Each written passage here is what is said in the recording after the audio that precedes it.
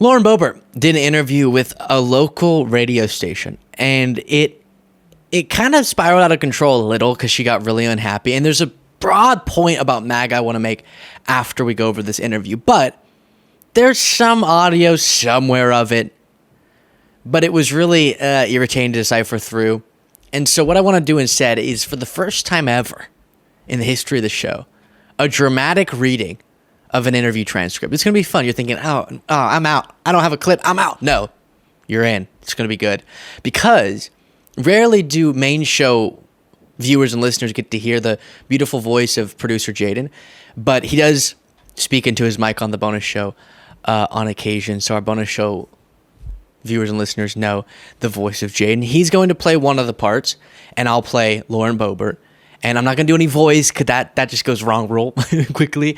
But that'll help you distinguish who's talking and who's not in this interview between a radio station guy named Ryan Warner and then Lauren Boebert, which will be me. Jaden, say hello to the good people. Hello. Ryan Warner checking in here.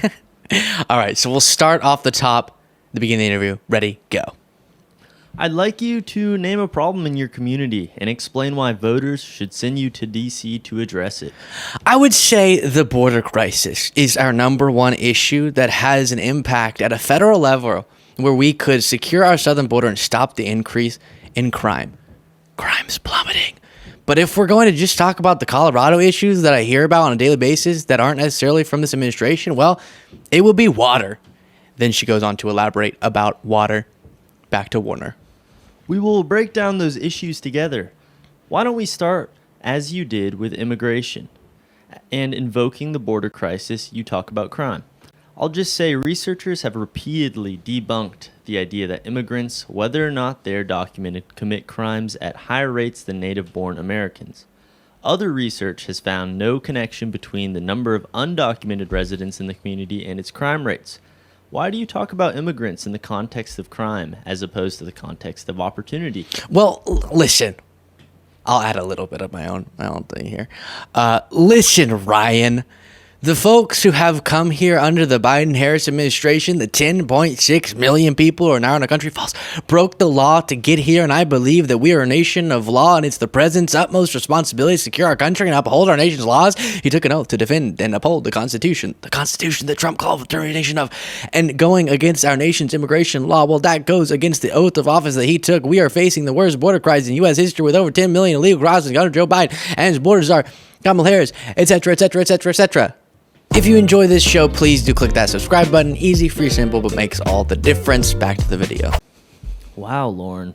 I just want to say that there have been illegal crossings, but there are also many people that are seeking asylum, which is just a legal process, just to put a finer point on it. There is a legal process for asylum, but asylum isn't just because you want to be here. Unfortunately, the process has been expedited. They know exactly what to say, and then blah, blah, blah, blah, blah, blah, blah, blah, and we go back and forth, and then there are legal ways to be in our country and legal processes to remain in our country, and there are parts of the system that need to be reformed and fixed, but we can't even get to the reforming process until we have a secure southern border.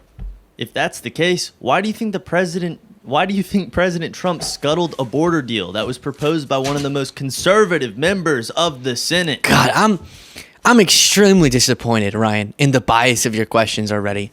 I would like that reported and made very clear. It's very unfortunate that we're having this time to communicate policy, and every one of your questions is so far skewed and so partisan. President Trump is not in office. Excuse me. President Trump is not in office, etc., etc., etc., etc., etc.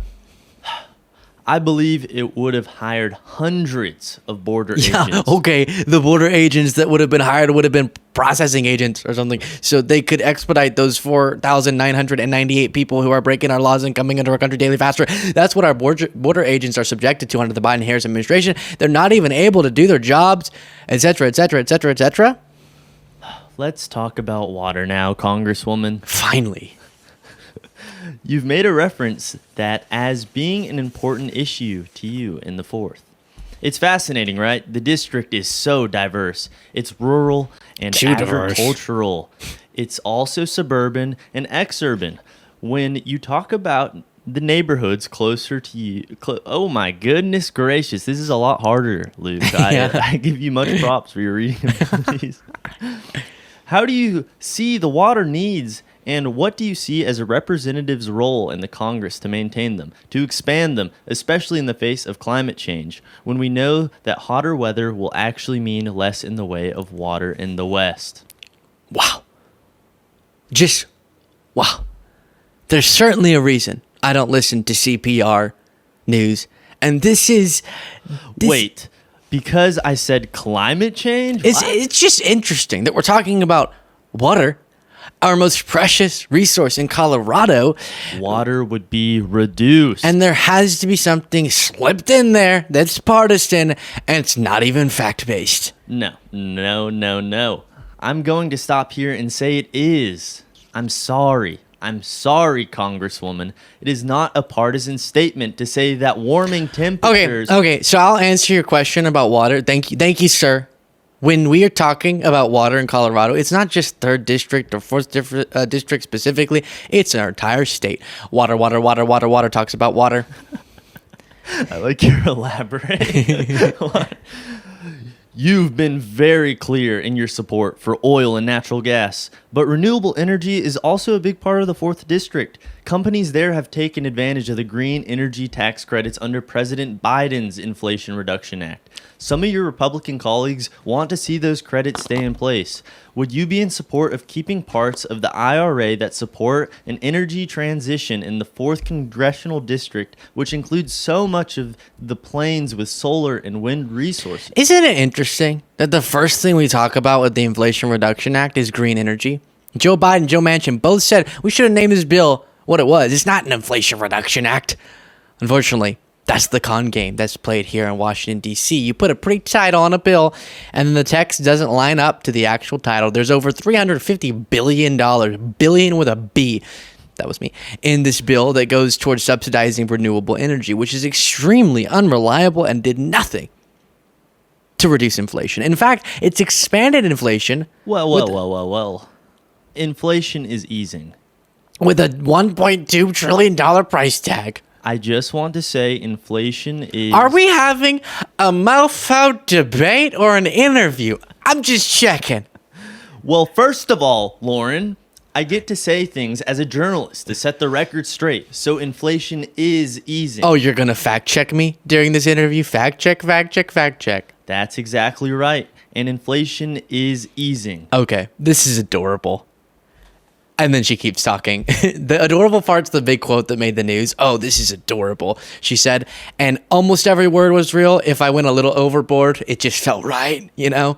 Some of the Laurens at me and the Ryans at him were not real. Thank you, Jaden. Oh, of course. It was my pleasure. So here's what I find really notable about that back and forth. If you watch any interview, and I challenge you to do this with a Democrat, when they get challenged, they just accept it and then go back and forth. Any interview, that's a big claim. But for the most part, mainstream Democrats sit down with outlets and they get challenged on things and they'll get fact-checked and they'll try to make their political points and move on. There's this thing that Trump has facilitated where when a Republican gets fact-checked, with anything that you could just wildly claim to be a quote-unquote liberal talking point, like there's climate change, oh my gosh, then you can get out of really being able to effectively respond by calling the outlet, calling the interviewer bias or getting upset with them.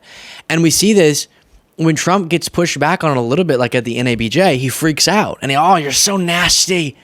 Or when he gets even a tough question, he freaks out.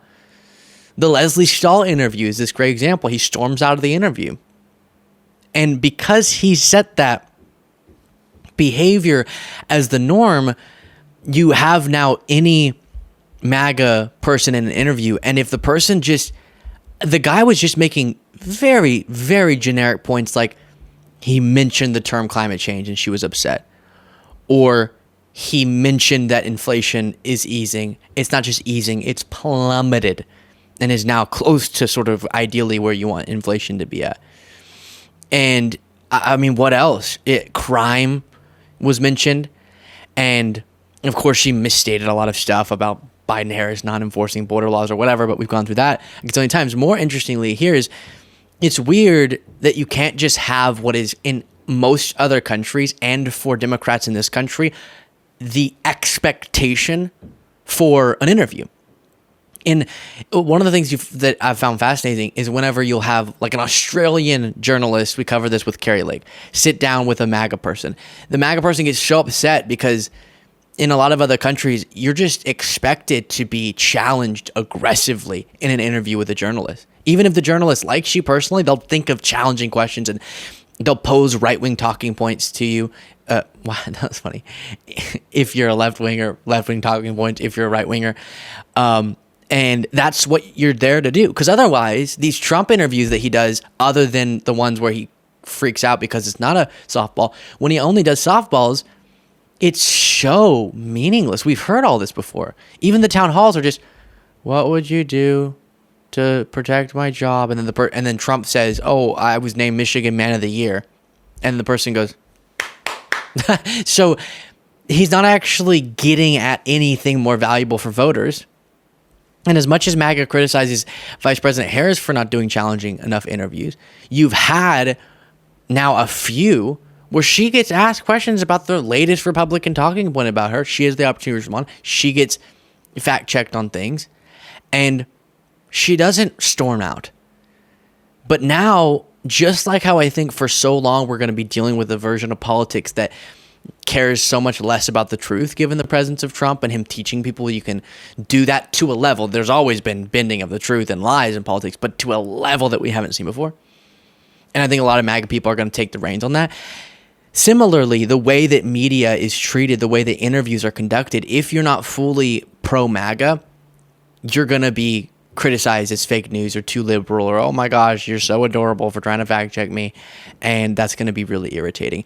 Let me know if you enjoyed the dramatic reading of an interview. It felt like a better way to do it because the full audio was just super long, but taking out the key parts that you need to listen to and then doing it with Jaden, I think was one way to do it for sure. And you get the bonus show if you want to hear that beautiful, crispy Jaden voice more often, you can hear it on the bonus show by clicking the join button.